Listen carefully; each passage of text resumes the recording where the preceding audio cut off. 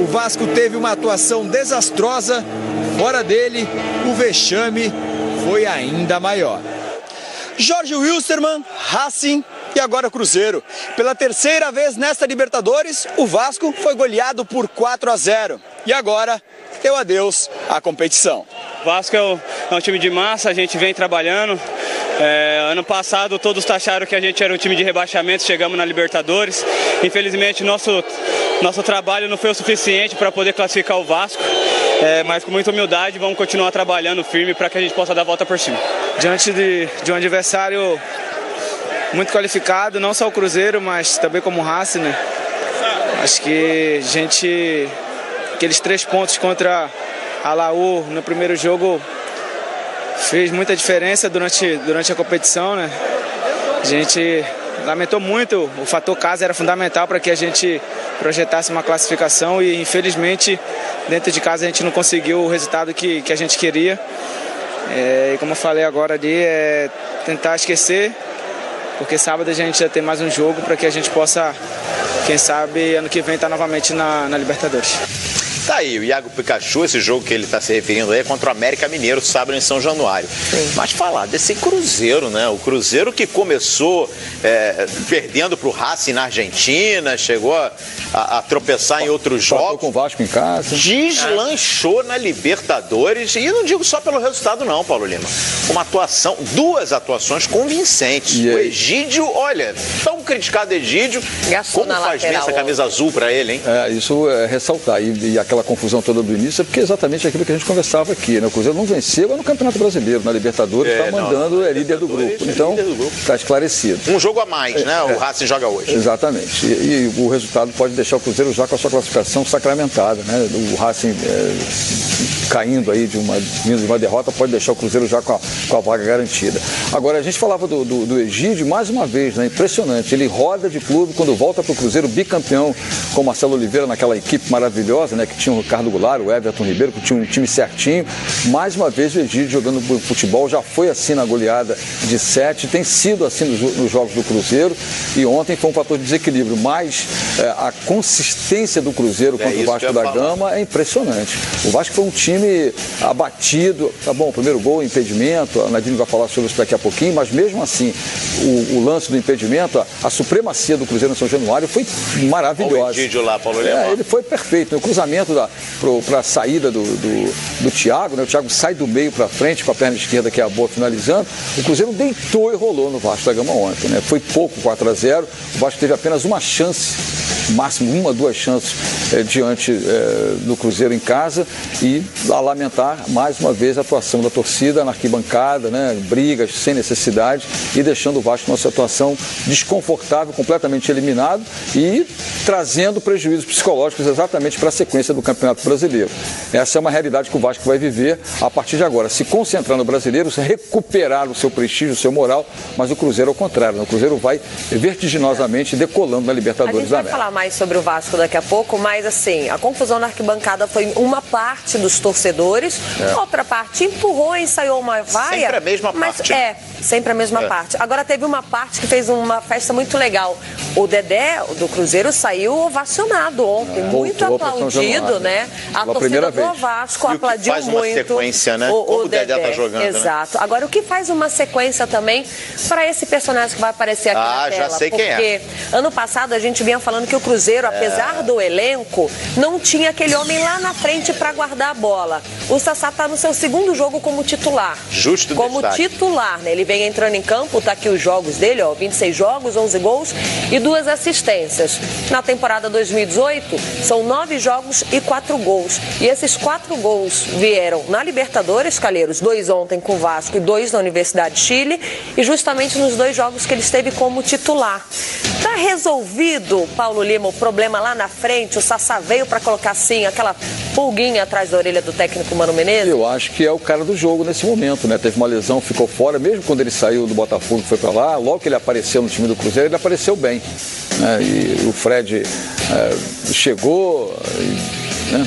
Dá aquele prestígio todo e tal, mas ele, quando esse gol dele, tá bom, o Martin Silva tá adiantado, mas é gol de artilheiro, né? É verdade. É que tá de fora da área, levantou a cabeça muito bem. E tá numa fase impressionante, né? Espírito, olha só, é bonito de ver, né? O artilheiro do Cruzeiro na Libertadores, com 4 gols. É bonito de ver quando você percebe um cara que antevê o lance, né? Ele olha, vê o Martin Silva adiantado e a precisão na perna direita, a bola morre lá no fundo da rede.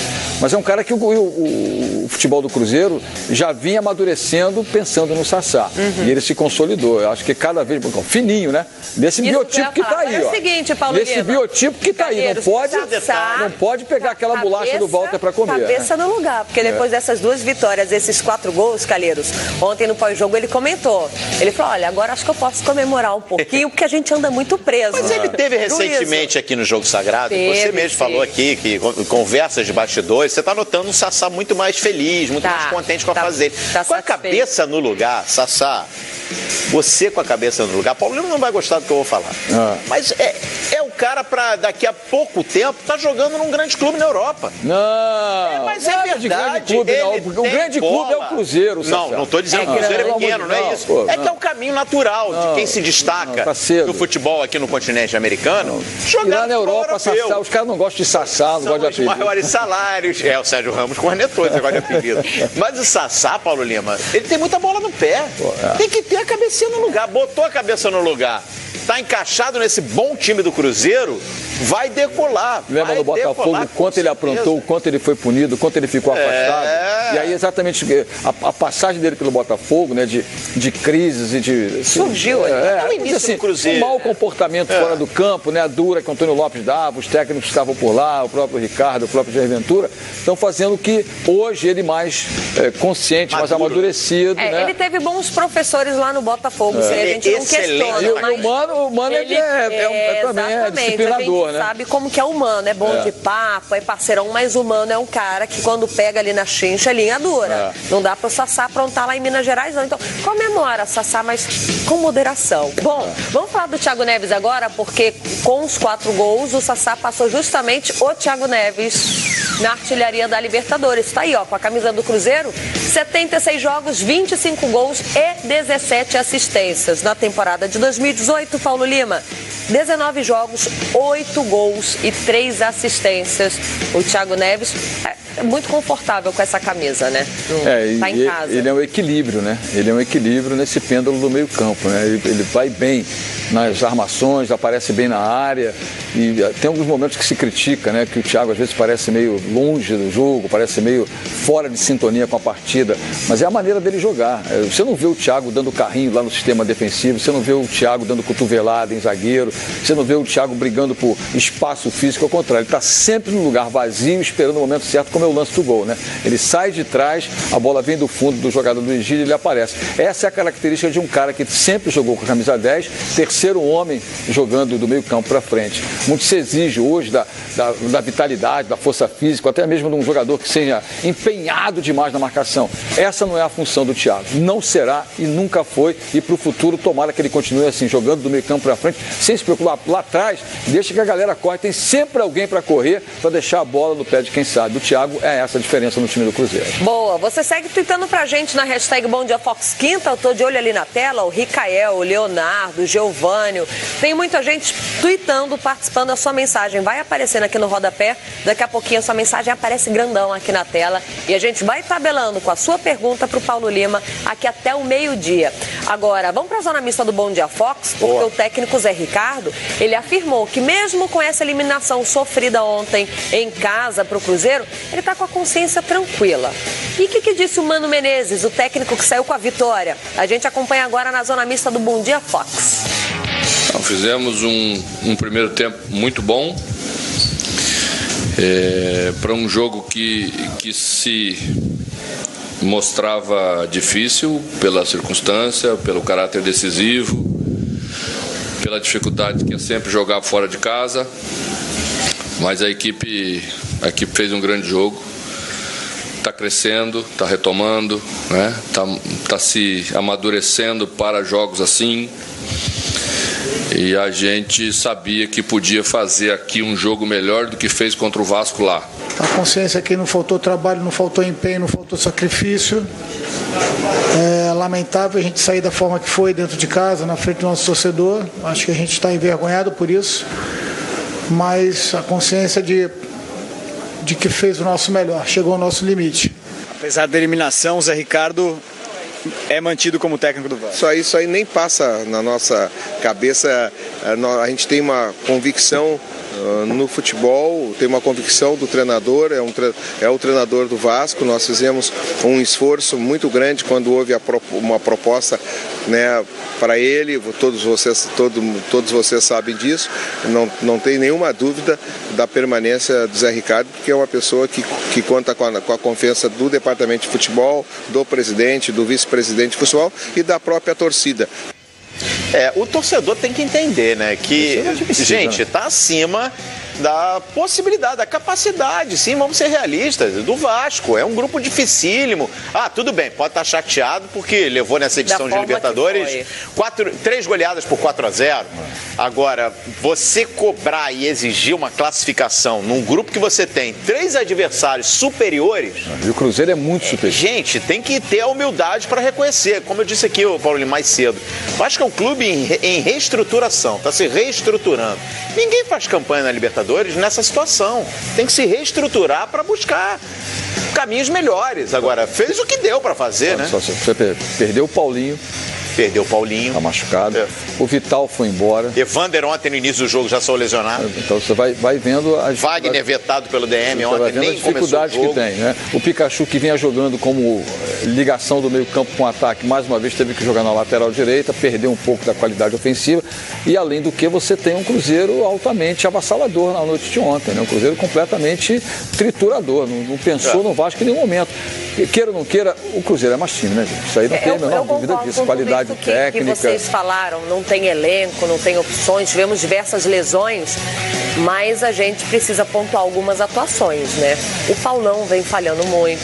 O Wagner não teve numa noite feliz. É muito ruim você citar nome e querer colocar na conta do jogador, não é colocar na conta, mas algumas falhas, alguns personagens estão repetindo atuações muito baixas. Teve o lance do primeiro gol que estava impedido, né? Por exemplo, o Werley reclama no último gol do Sassá de um empurrão.